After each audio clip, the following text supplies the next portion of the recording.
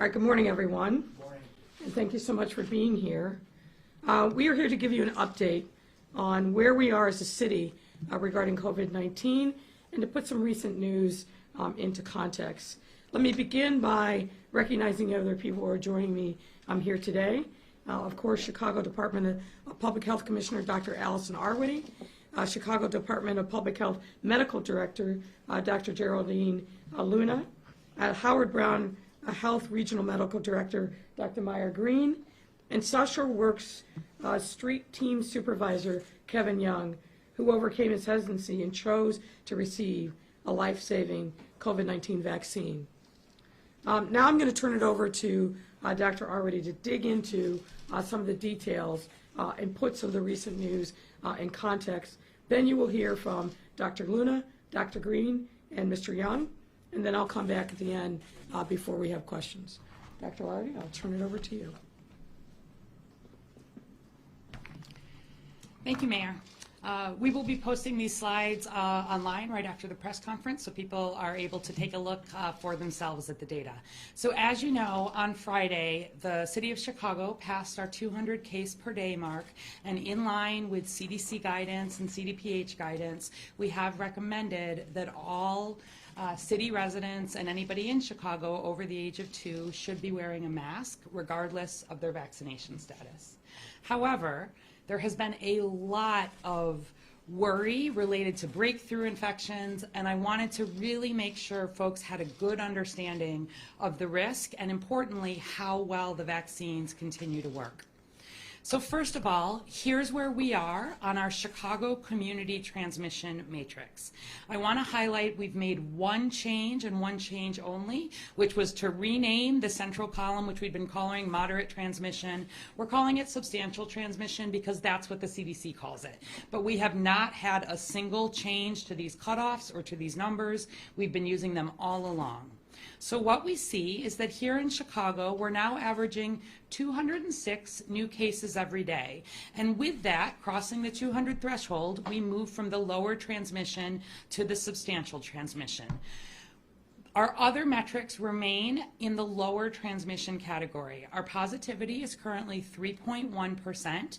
We have approximately 121 people hospitalized across the city with COVID, not in the ICU, and another 42 in the ICU. Where we put these numbers into perspective, we have been enjoying well-controlled COVID over these last 2 months, especially because we have a lot of folks vaccinated. There were only 13 days in all of 2020, and that was in early June, when we had fewer than 200 cases per day. So it is not in and of itself that concerning that we've crossed the 200 mark.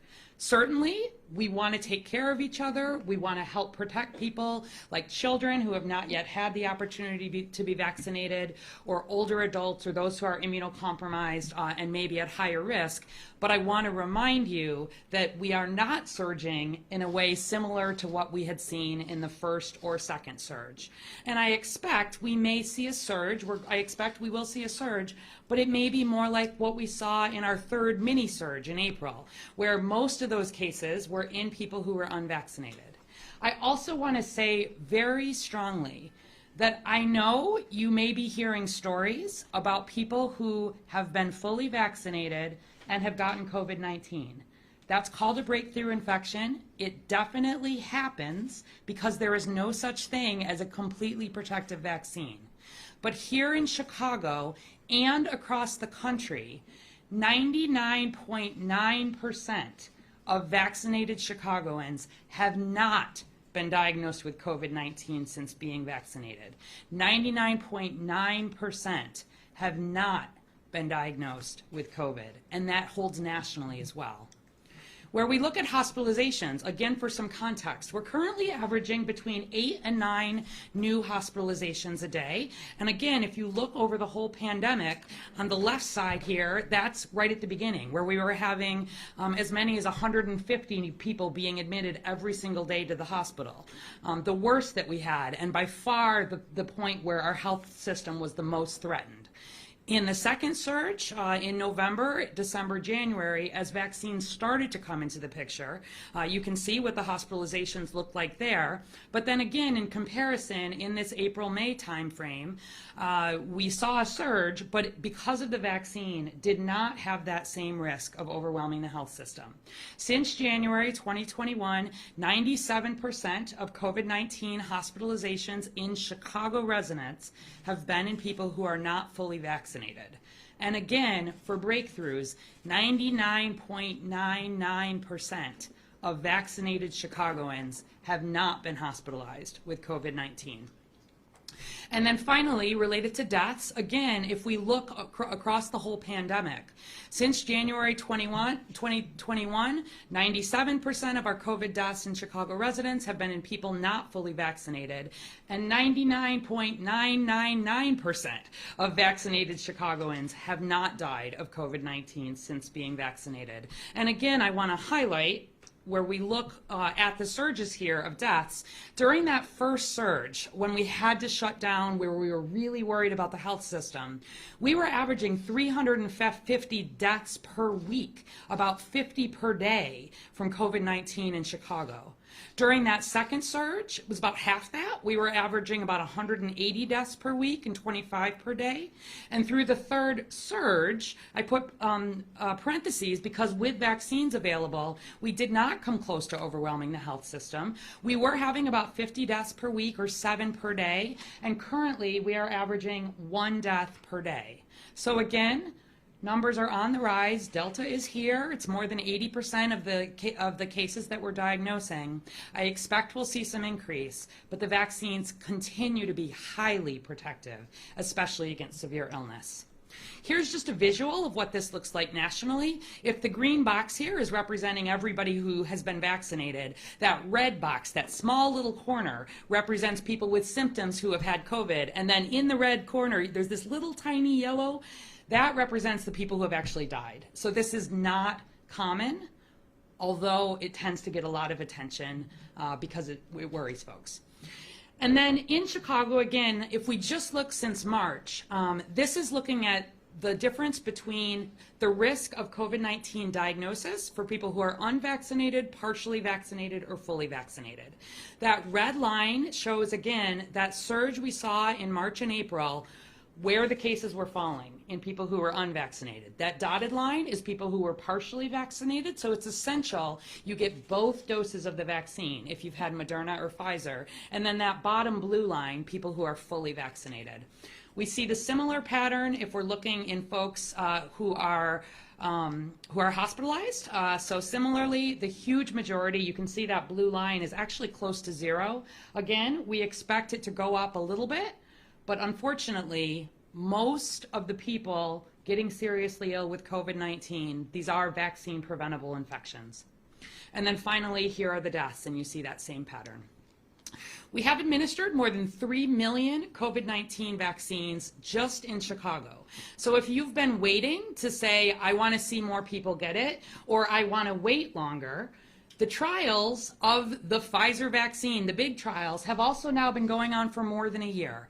We have not identified long-term side effects. Sometimes I hear people say still there have been thousands or hundreds of thousands of people who have died from the vaccine. That is just not true. I hear people say there are fertility concerns related to the vaccine. That is not true. I hear people say there are microchips in the vaccine. That is not true.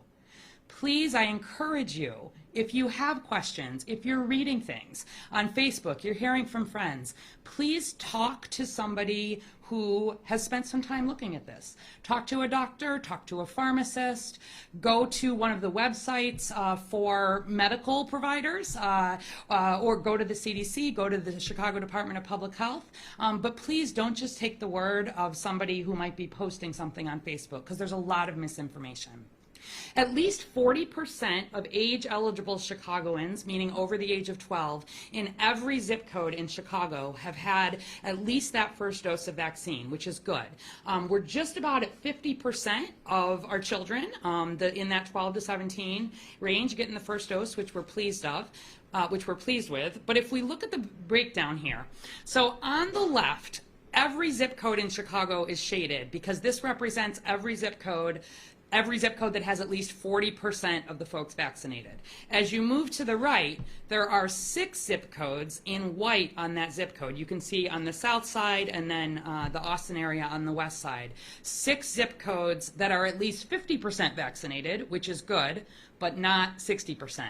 Then as you move to the right, we've got 13 zip codes that are at least 60% all but 13 zip codes are at least 60% vaccinated. Again, predominantly on the south side and on the west side where we're lagging a bit. For some context, I am very happy that most of this map is blue, but it needs to be higher. Where you're seeing major surges, there are many counties and parts of the U.S. where fewer than 20% are vaccinated. It's a very unsafe situation. But particularly in the unshaded zip codes on these maps, on the right sides, those are areas where the risk is higher because there are more people who are still not vaccinated.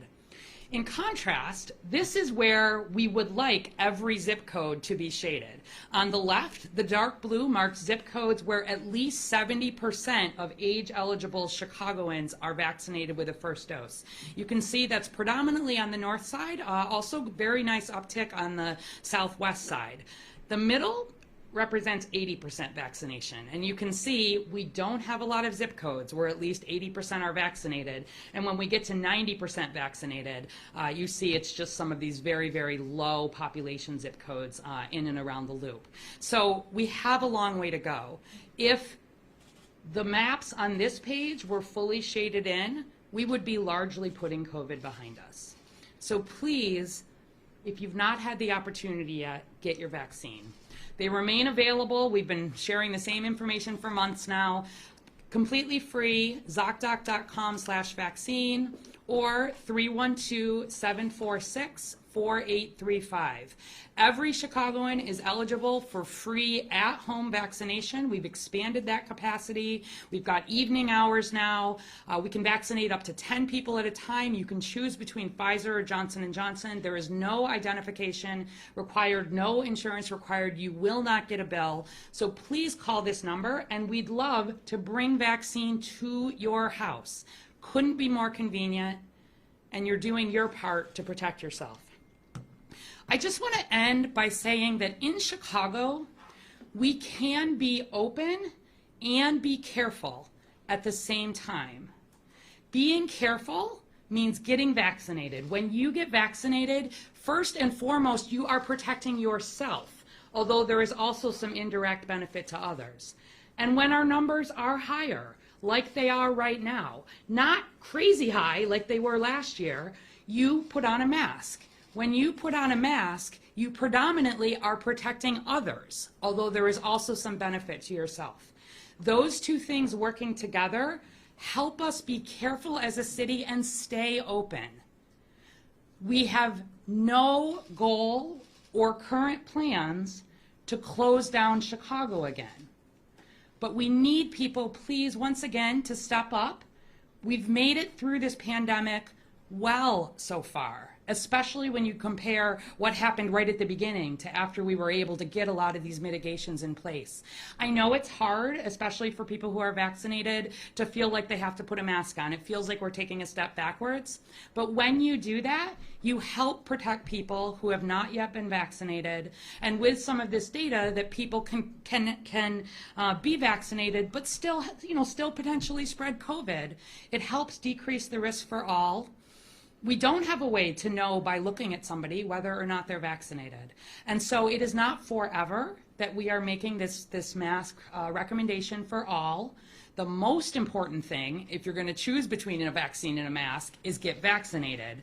But then when you are in indoor public places, we ask you please to put that mask back on. It helps protect you, your family, and all of Chicago.